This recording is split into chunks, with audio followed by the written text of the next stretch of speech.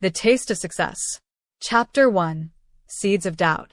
I remember the first time I realized Aaron didn't believe in me. We were at the gallery opening where we first met.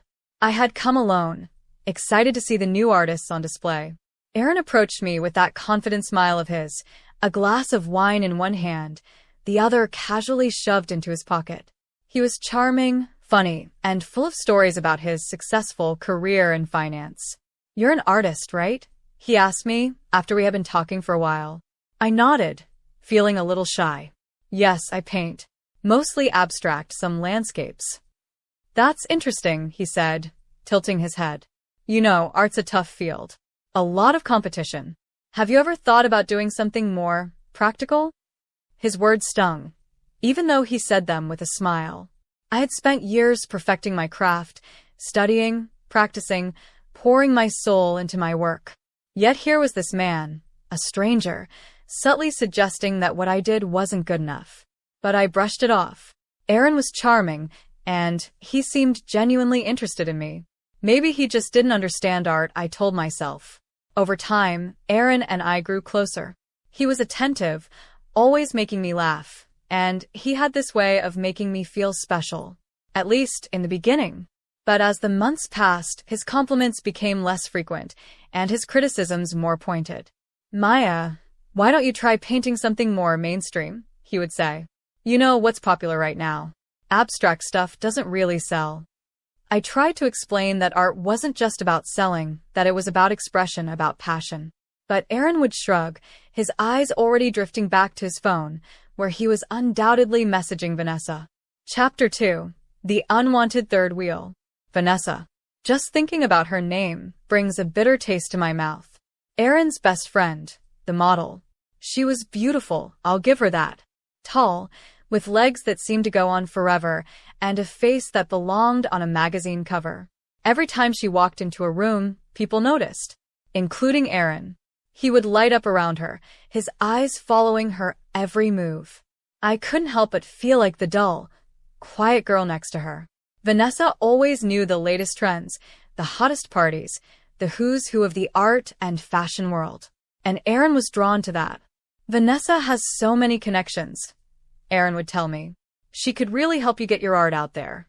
You should talk to her more." But whenever Vanessa was around, she made me feel small. Her comments about my work were never outright harsh, but they were always dismissive, like I was a child showing off finger paintings. "These are nice," she would say, looking at my paintings with a critical eye. "But you should really try to modernize your style. People love edgy stuff." I started to wonder if Aaron saw me the same way. Maybe he did. Whenever Vanessa was around, he barely paid attention to me. He would laugh at her jokes, leaning close to whisper something, and leave me standing there, feeling like a third wheel in my own relationship. Chapter 3. Breaking Point. The day I got invited to the New York Art Expo was supposed to be one of the happiest days of my life. I had worked so hard for this, staying up late, putting every ounce of my energy into my paintings. I couldn't wait to tell Aaron, to see the look of pride on his face. But when I rushed into our apartment, breathless with excitement, his reaction was nothing like I expected. "That's great, Maya," he said, not even looking up from his laptop. "But don't get your hopes up. Those things are really competitive. You might not be ready yet." I felt like the air had been knocked out of me. How could he say that? Didn't he believe in me at all? "It's still an opportunity," I said, trying to keep my voice steady. "I want to try." He shrugged. "Do what you want. Just don't be disappointed if it doesn't go anywhere." I nodded, swallowing the lump in my throat. That night, I lay awake, staring at the ceiling, wondering if Aaron was right.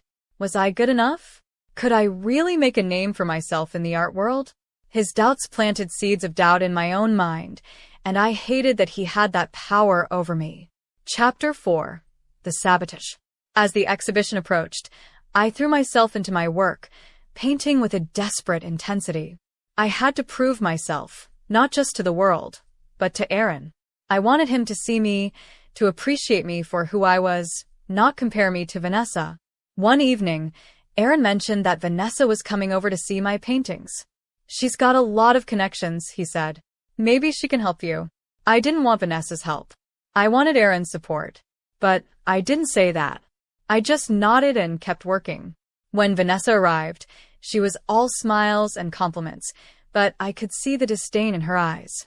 She walked around my studio, looking at my paintings as if they were mildly interesting exhibits in a museum. "These are nice," she said. "But you really need to keep up with the trends. People want something new, something bold.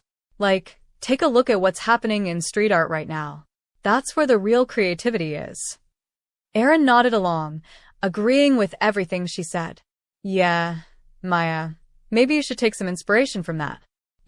Make your work more sellable." I felt like screaming. Couldn't they see that this was my passion, my life? I wasn't painting to please others or follow trends. I was painting because it was who I was. But their words wormed their way into my mind, making me question everything. Chapter 5. The Revelation. The night of the exhibition arrived, and I was nervous but hopeful. This was my chance.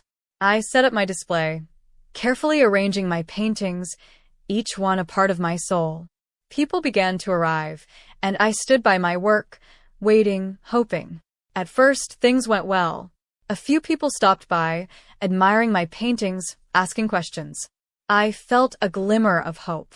But then I saw Erin. He was across the room, whispering to one of the curators, his arm around Vanessa's waist. They were laughing, looking over at me. My stomach twisted.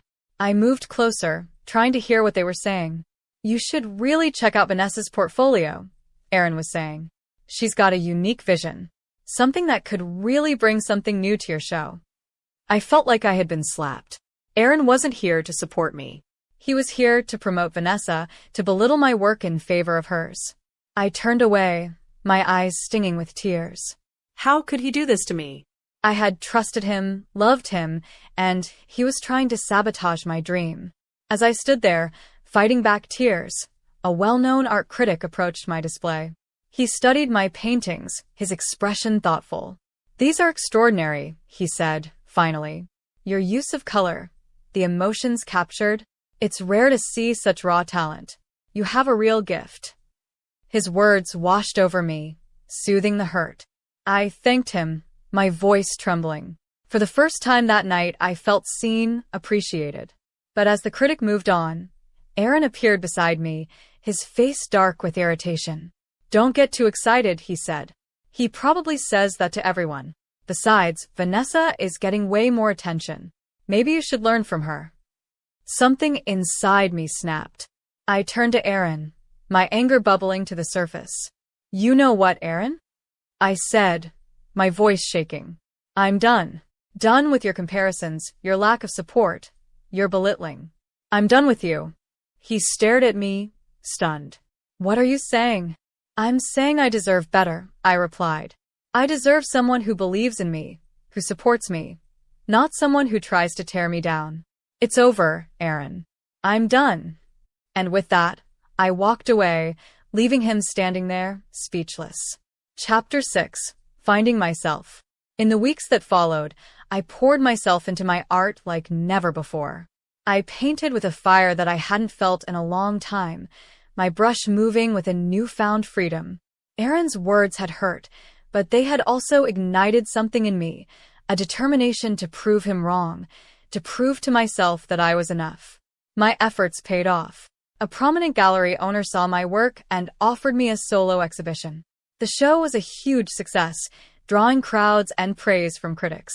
My paintings were admired for their depth, their emotion, their honesty. Erin tried to contact me, apologizing, asking for another chance. But I ignored him. I had finally found my voice, and I wasn't going to let anyone take that away from me. Epilogue. A taste of success. One evening, as I stood in my new studio, a spacious, sunlit room filled with canvases, I received a message. It was from Erin. I hadn't heard from him in months. Curiosity piqued, I opened it. "I'm sorry, Maya," the message read. "I was wrong. I see that now. You're amazing, and I was a fool. Please give me another chance." I read the message, then smiled. Not a smile of happiness, but one of satisfaction.